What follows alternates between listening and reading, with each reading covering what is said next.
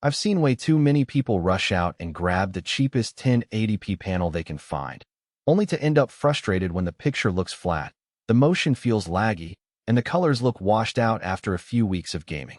The regret comes from thinking, I saved $1, when the whole experience ends up feeling cheap.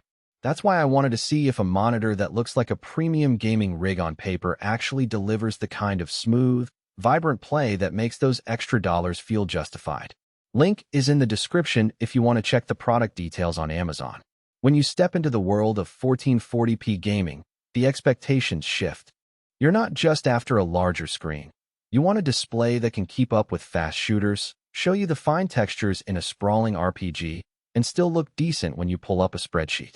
The Acer Nitro 27-inch model tries to hit all those notes. A high-refresh IPS panel, AMD FreeSync Premium, a sub-millisecond response claim, and HDR support that promises a brighter, more punchy image. The question is whether those specs translate into a day-to-day advantage, or if you end up paying for marketing buzz. Let's start with the day in the life of a gamer who actually uses this monitor for both competitive play and casual sessions. In a fast-paced shooter like Valorant, the 240Hz refresh rate makes a noticeable difference. You'll see enemies move a fraction smoother, and the ultra-low 0.5 milliseconds response claim reduces ghosting enough that your crosshair feels steadier. In my own tests, the monitor kept up with the GPU's output without dropping frames, provided the graphics card is capable of pushing 1440p at those speeds. That's a big point. You need a fairly recent RTX 3070 class card or an AMD equivalent to truly benefit from the top refresh. If you're still on a 1080 Ponley GPU, you'll end up capped at lower frame rates and won't see the monitor's main advantage. The IPS panel is where the Nitro shows off beyond the raw numbers. Color coverage hits about 99% of the sRGB gamut, which means the world looks vivid but not oversaturated. When I switched to a single-player title like Red Dead Redemption 2, the scenery popped with richer greens and deeper blues, and the wider viewing angles meant I could lean back without the picture washing out. That same color fidelity is useful for creators who edit photos or videos on the side. The monitor gives you a fairly accurate baseline without needing a separate calibration device. Now let's talk about HDR. Acer advertises DisplayHDR 400, which is essentially a modest brightness boost and a wider dynamic range than standard SDR. In a dark scene of Cyberpunk 2077, you'll notice the highlights are a touch brighter and shadows retain a little more detail. It isn't the blockbuster HDR experience you'd get on a premium 600-nit panel, but it's a step up from a flat 1080p screen that can't do HDR at all. If you're hoping for cinema-level contrast, you'll be disappointed, but for everyday gaming and streaming, it adds a subtle depth that most budget monitors lack. Connectivity is another practical angle.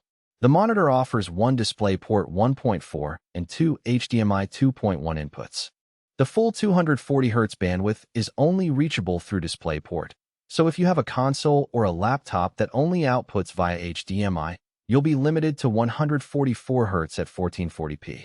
That's still a solid rate for most gamers, but it's worth noting if you plan to use the monitor for a PlayStation 5 or Xbox Series X. On the upside, the HDMI 2.1 ports do support 4K at 60Hz, giving you flexibility for a media PC or a future-proof setup. Ergonomics often get overlooked, but the Nitro's stand offers tilt and swivel, and it's VESA mount-ready. I found the tilt range comfortable for long sessions, though the height adjustment is limited compared to some high-end professional monitors. If you need a truly custom eye-level position, you'll probably want to buy a separate mount.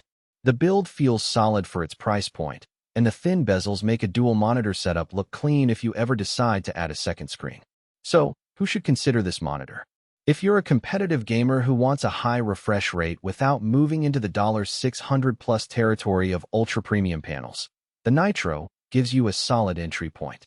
It's also a good fit for streamers who need decent color accuracy for on-screen overlays, and for anyone who does a mix of gaming and content creation on a mid-range PC. The monitor's price lands it in the sweet spot where you get a 1440p IPS experience and a 240Hz refresh without paying for a flagship-grade HDR panel.